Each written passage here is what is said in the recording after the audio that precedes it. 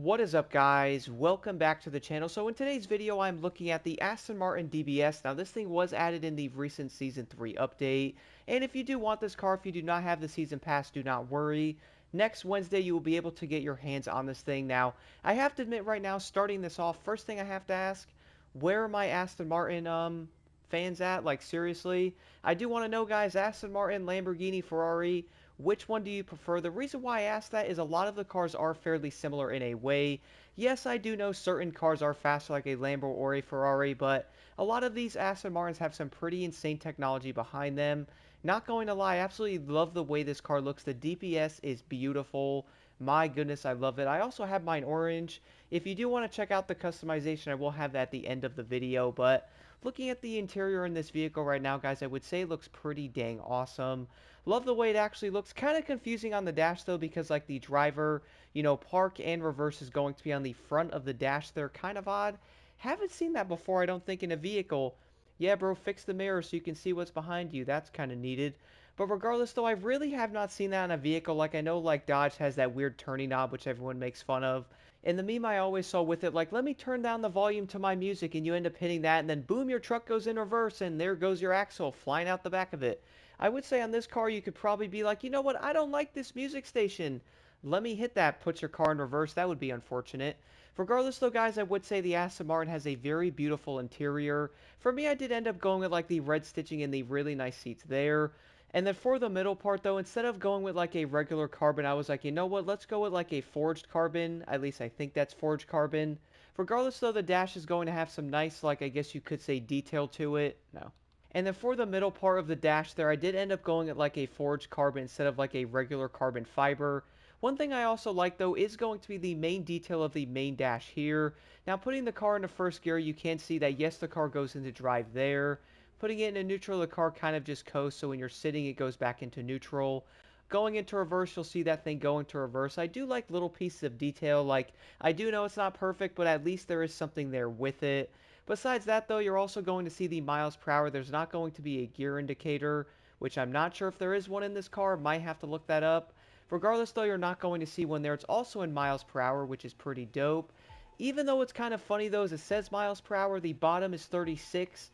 That is probably going to be kilometers, maybe. Even though when looking at it, 59 miles an hour is not going to be 36 miles an hour in kilometers. Like, I do know around 60 kilometers is like 32 miles an hour, like 31-ish, something like that, so it's probably going to be slightly off. But driving the Aston Martin right now, guys, this car really does have a special feeling to it.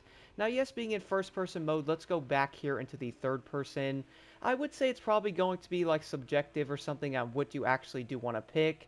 A lot of players, I would say around 95% of the time, are going to be in third-person mode, especially when like racing in summits or even like grand races and stuff like that. But first impressions, though, for like a Street Tier 2 vehicle, I wouldn't say this car is probably going to be one of the best Street Tier 2 vehicles out there. Like, yes, we do know some of the other ones probably are going to be better overall options, and we do know, looking at grand races, which cars obviously do end up getting picked. I might have to try this thing out, though, and see how it does end up performing, but it is most likely going to fall behind slightly. Now, getting on this straight away, I also do want to mention, if you guys are wondering, well, Block, why don't you do, like, the full top speed runs? The reason why I don't here in Motorfest as well, most of the vehicle's top speeds really are going to be fixed. Like, in the Crew 2, you probably notice many of the top speeds being a bit different. On this game, though, I feel like most of them probably are pretty much going to be nearly almost identical. And I would say most of the time, many of the cars probably might be a bit off from each other, but most of the time, guys, I would say many of the cars are around the same. Like, right now, I'm going to guess this car to do around maybe 235. Let me abort that real quick here. So let's see here. Okay, so 242 miles an hour isn't terrible. Now, what's kind of funny, though, is this car might be a bit quicker. Nice drift, bro. Ran into him, and he immediately turned into Tokyo Drift. Not too bad for a Charger. But besides all that, though, yes, a lot of the cars in the game might end up being around a very similar top speed compared to, like, each other vehicle. For example, yes, the Aston Martin does around 242, but some of the other cars might hit, like, 235 or, like, even 245. In the Crew 2, though, we had a lot of vehicles having a higher top speed in them. For example, guys, in that game, some of the cars did around 265. Not even kidding though, some of the street cars even hit 280. Probably some of the weirdest top speeds I've ever seen. Yes, you obviously have to use all of your like nitrochemist set there, but 280 miles an hour in a regular street vehicle is absolutely insane.